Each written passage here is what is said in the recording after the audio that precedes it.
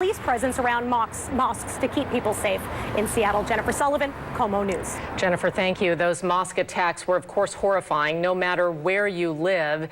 Even half a world away, many people here likely feel helpless and frightened today.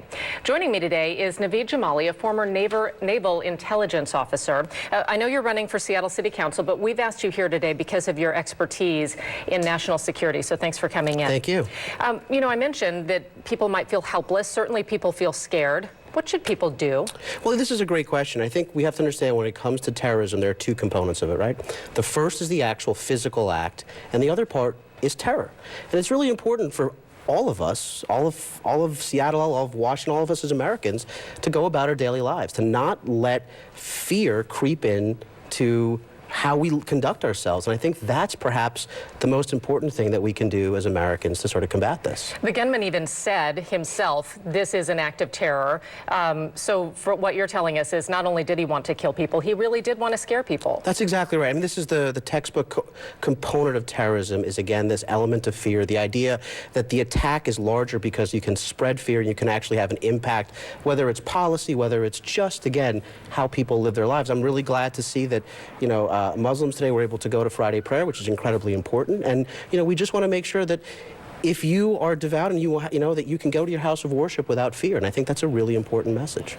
Is there anything that you would want people to do today, any day, just in terms of being more vigilant themselves in the way they watch out for one another? I think that's a very good point. You know, when you look at a lot of the previous terrorism cases, a lot of the tips that come in, you know, if you see something, say something. And it's better to be safe than sorry. It's always better to drop a dime. And there's a lot of cases that have started really by just a good tipster who said something here doesn't feel right. And, you know, it's very important, whether it's the FBI or the Washington State Police, if there's something that doesn't look right, you should pick up the phone and call. You know, speaking of the FBI, we reported earlier this month that the FBI has reported a jump in hate crimes nationally and in Washington. The jump in Washington seemed pretty significant in 2017.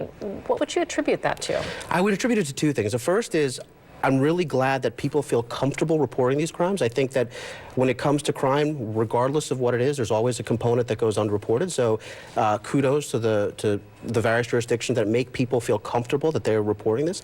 But the second thing is this is unfortunately a trend. I think the corresponding number was 17% nationally and 32% within Washington State.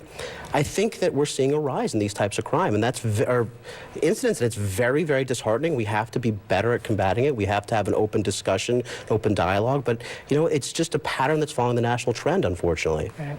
Naveed Jamali, thank you so much for coming in. Thank you. We appreciate your time. Stay with the KOMO News Network for all the latest developments in the investigation into the terror attack on mosques. You can find the latest right here on KOMO TV, on KOMO News Radio, and on KOMOnews.com.